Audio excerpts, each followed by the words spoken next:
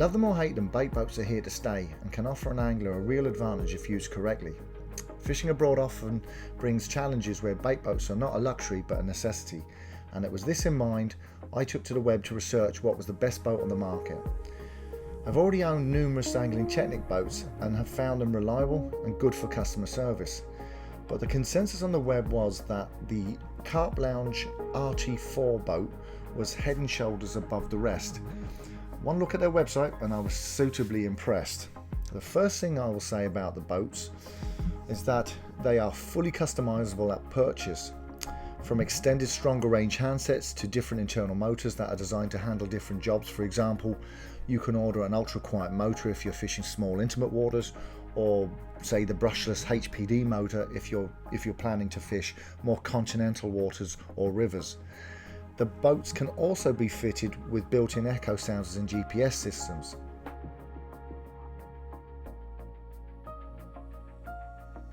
So this is my boat. This is made by CarpLounge, and CarpLounge is a German company, and this is the RT4. Now they made an RT3, and the RT4 is the new all singing, all dancing boat. It's not a small boat, as you can see, but it's completely waterproof and unsinkable. Now this boat isn't just a boat. This boat has so many features, I don't know where to begin. The great thing about when you buy this boat is when you're on the website, which is carplounge.de, you can actually configure your purchase so it can be just the boat on its own, or you can have add-ons. Now when I bought this, what I wanted to have done was I wanted an echo sounder fitted, and I went for the echo sounder that I got was the one with GPS as well. Now the GPS allows me to drive the boat out to a spot within the lake that I want to drop my bait, hit a quick target, so I'm allowed to hit the button and it will mark that exact spot, and every time I want to go back to that spot I can go into my menu on my echo sounder and it will allow me drop my bait back within 1 meter, because let's face it, GPS is never that accurate, but within 1 meter of that last drop, or the drop that I set the marker on, which is a very nifty feature, especially at night. Also, with the actual GPS system that's built in, it allows me know which direction the boat is moving, because at night, you know yourself, even with lights, most boats can tend to get a little bit lost, and it can take you a little time to, especially at distance, to orientate where you're driving. With this particular model, because I've got the GPS built in, when the nose is facing me, the arrow is facing me on my actual set of my echo sounder, so I know exactly which way my boat is pointing at any given time, and the range is phenomenal. Now the actual boat can handle about 4 kilo of bait, and the hopper's 2 kilo each side. Now I've never been a big fan of using that kind of bait in a bait boat, but it does mean that you can drive at speed onto your point, hit the doors as you go, and it will trail the bait out over a distance. Usually the boat doesn't have an aerial, it's an aerial-less boat, but this particular aerial is fitted for the GPS system and the echo sounder. The echo sounder is very accurate, as is the GPS. And I tell you one thing I've noticed, most echo sounders on boats don't like shallow ground, and as soon as they get under, you know, sort of under 1 meter, they start packing up. Not so with this. I've been in 0.3 of a meter, and it's handled it really well. It's got full navigation lights. It's got the 2 main LED lights here, and also if you want you can add 26 LEDs extra by your handset. So if it is dark and you need to put a bit of illumination on a spot, especially if you're going up close to a tree line, these will actually help you, and you can then turn them off via the handset as well.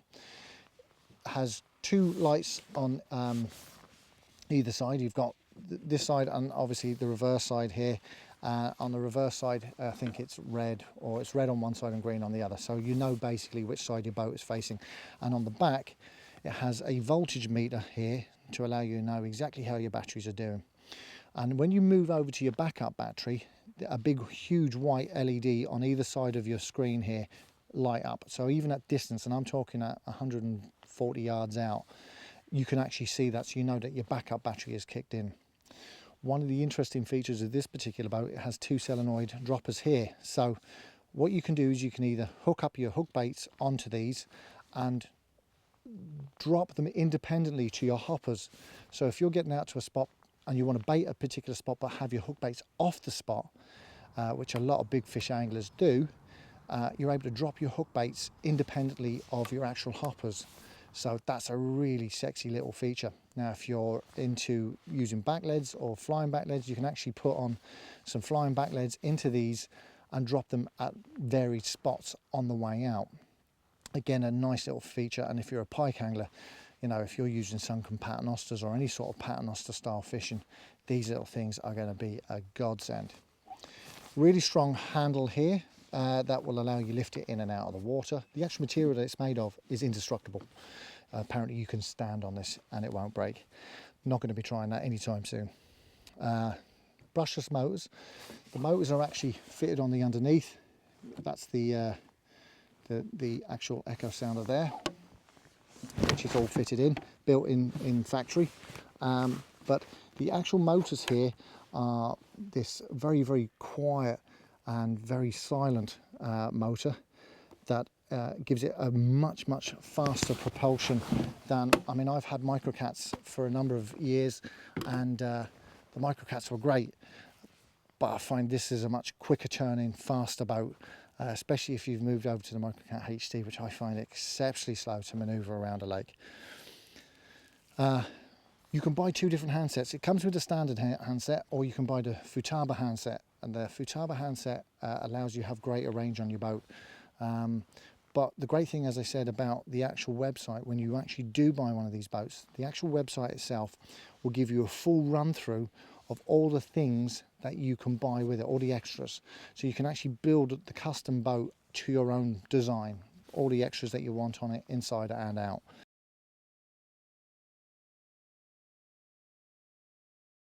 The RT4 is powered by 2 lithium-ion batteries.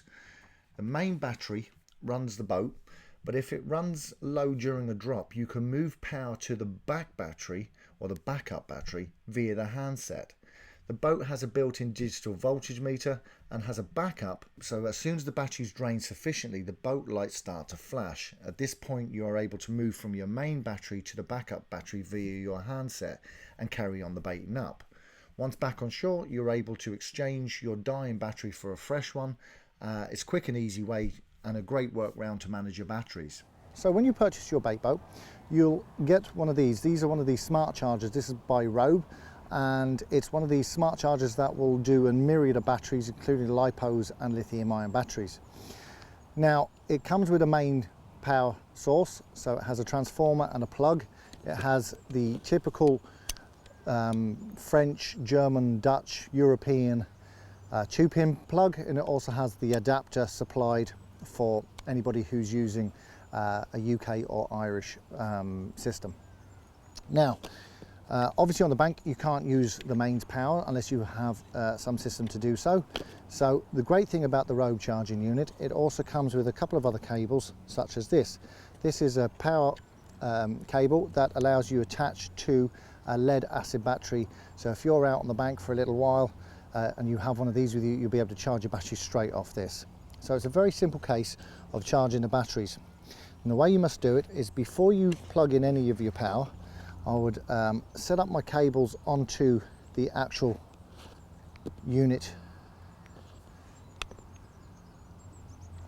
like so, and that means then you can just plug it in. But before we plug it in, you must attach your cable, your charging cable, and that's the Dean's connector there, which will connect into this particular piece. It's very easy to work out which is which.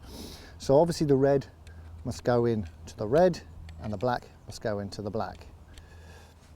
Here's the thing that must happen every single time you charge your unit, and have you noticed I haven't plugged this in yet.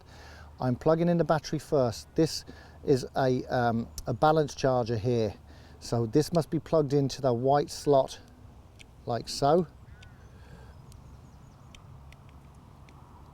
and when that's locked in, then you're able to take your battery cable and just slot it onto the Dean's connector, so it's all locked in tight. Now that's ready to go. So it's a little simple case of, there's a little button here, and it goes from 300 to 3000. You need it to be set on a slow charge at 1500, or if you want a fast charge, it needs to be set at 3000. So we're going to go for a slow charge. I prefer to slow charge everything. I think it's a much better way of doing it. So what it's telling you is it's telling you that your LiPo battery is pretty much fully charged, but to actually start the process, you must hit the start button and keep it depressed until it starts flashing like so. And that means it's now charging that battery. You can see all the different cells lighting up as they're taking a charge.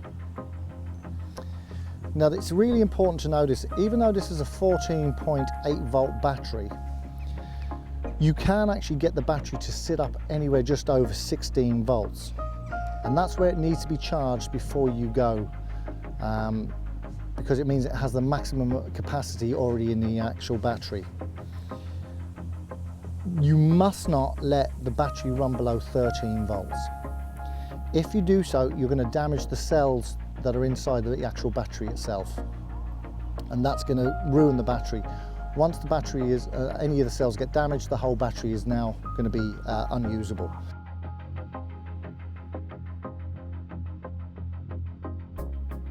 As with any electrical item, you need to take care of it. After every bait drop, you must clean down the boat. This will help you avoid problems with stuck doors. In transit, it is important to disconnect all batteries. If you are storing the boat over long periods, it is recommended that you remove the boat batteries and store them indoors in a dry place. Over extended periods of inactivity, occasional charging of the batteries will keep them in tip-top condition. Remove all batteries from the handset and also the echo sounder unit if you have one.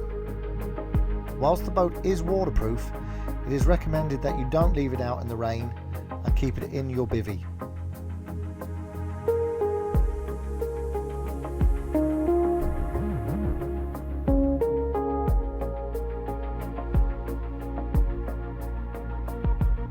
In future videos, I will take a look at the many accessories from CarpLounge, and we will also have a detailed look at the 2-slung Echo Spotter GPS and Echo unit.